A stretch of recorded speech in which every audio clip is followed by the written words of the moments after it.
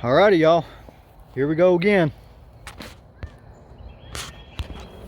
What's up, y'all? Long Roof Lifestyle here. Haven't done a video in quite some time. Wanted to do a quick update video for everybody. Try and keep the channel at least a little bit current. Between working and whatnot, I'm not able to do a whole lot with the channel. But I got some irons in the fire now. Thank God. I'm gonna get some stuff coming to the channel, like I mentioned maybe a video or two ago or whatever. I'm not sure, but anyway, so let's see here and flip this.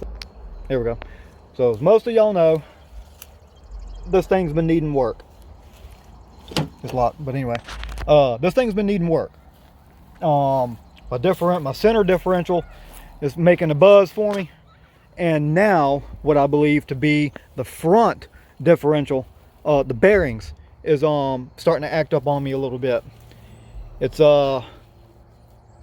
kind of making a whirring, like a or a whatever kind of noise, and it only does it when I'm slowing down. That's the only time that I hear it.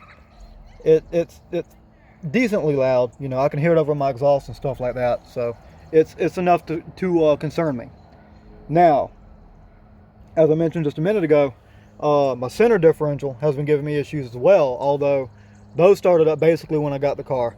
I've been daily driving it between the Volvo and whatnot.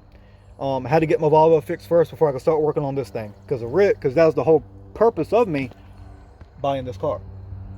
Was basically, well, working transmission, air conditioning, which is a must here in South Carolina, of course, and you know, it's just a unique car all the way around.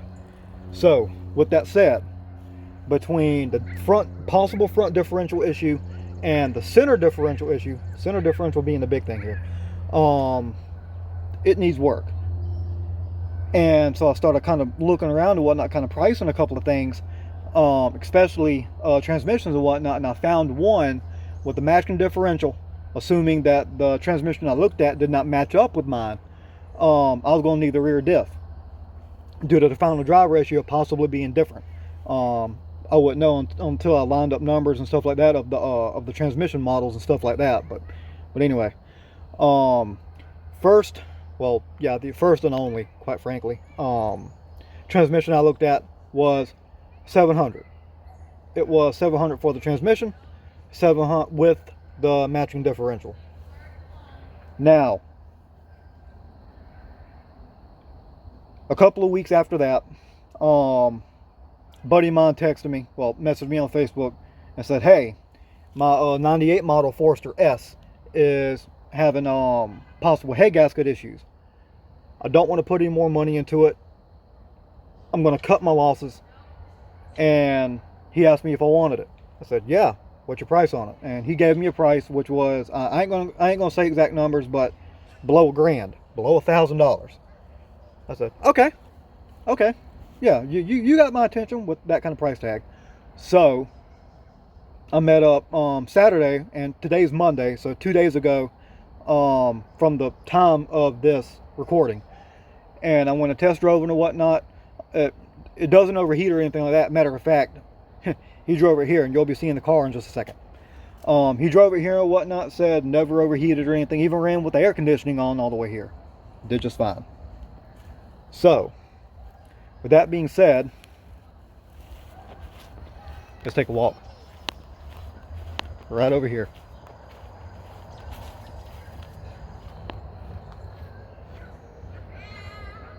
There's the donor. Flip it around. Here she is. This is a 98. 5-speed manual.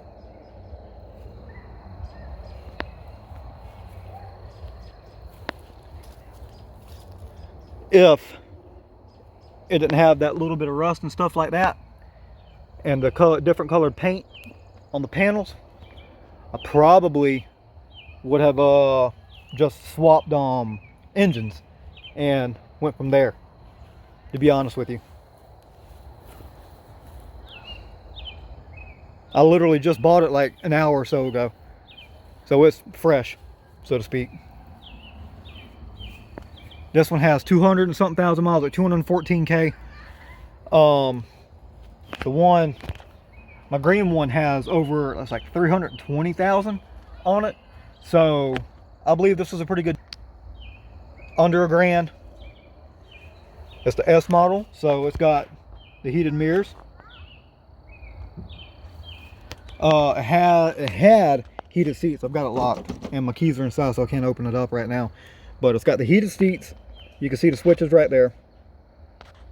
The previous owner, with this being the S model, it has leather seats. You can kind of see the shine a little bit right there on the edging. It's got leather seats. And the guy who sold it to me said the owner, the guy before him, pulled the original seats out because they were cracked to hell, but all the connections and everything are still there. And I'm thinking about pulling them. I'm not sure yet. I want to try and pull those. I really want to try and pull those, but I don't know if I want to push my luck with that. It's got a new front end, new inner tie rods, outer tie rods, ball joints, sway bar end links, and a new steering rack. I forgot what kind of suspension setup he's got on this thing. It's cool. It's different. And there we go. Bam. He's got some type of setup on there. I'm not too familiar with the setup, but it's definitely not stock. But it's like that all the way around. I mean, it's a cool car. I mean, it's even got the daggone compass set up like mine has right there, and it works. Air conditioning works, heat works, everything works. Everything. So my plan is, with this car, I'm gonna start doing the small stuff first. I'm definitely gonna pull those seats. I want those seats out of here. I hate the seats that are in mine. I hate the seats that are in that car, right somewhere over there. I'm gonna pull the seats out of this one. I'm gonna put those in that one over there, because those seats in my green one are just super uncomfortable. I hate them. Cannot stand them. Like those things right there in the black one is like sitting on a freaking couch. Super nice. I'm gonna swap out the front end, the ball joints, tie rods, all that. I'm gonna swap out that over. See what else is there. And then it's probably going to come the heavy duty stuff, the transmission swap and stuff like that. That's probably going to be next after all that. So in conclusion, this is the new one. I'm super excited to have it. It drives, it runs. Supposedly, like I mentioned, head gasket issues. Oh, snap, stepped on something. Sorry, y'all. It doesn't set too bad on stockies either. I kind of like that look. But anywho, so that's that. You know, nothing really to write home about. You know, it's nothing special. It's got a gorgeous exhaust on it. Super gorgeous exhaust. It's pretty good size piping too. You can see there. I don't know, it might be 3" to like a 2" or something like that. I forgot who made it. There might be like an insignia or something on here. Maybe that's it right there. RS or whatever. SRS, something like that. Anywho, it sounds amazing, really. It's got that. It's got unequal length headers on it, so that's pretty nice as well. But anyway, good stuff. I'm excited.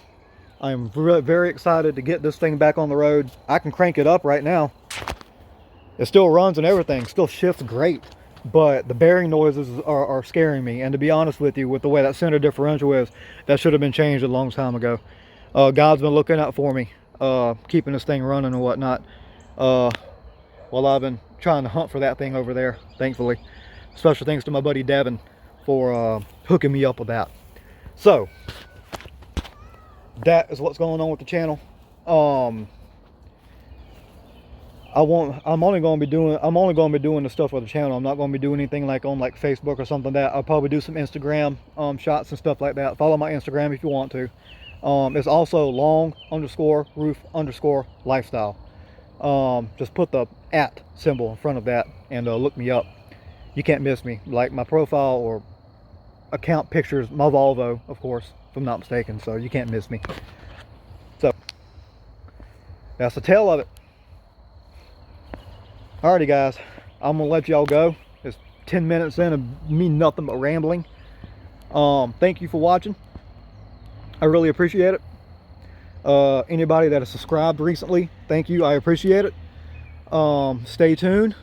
We're going to try and get this thing much better than it was whenever I bought it. So we'll see how it goes. Take it easy, y'all. See y'all next time.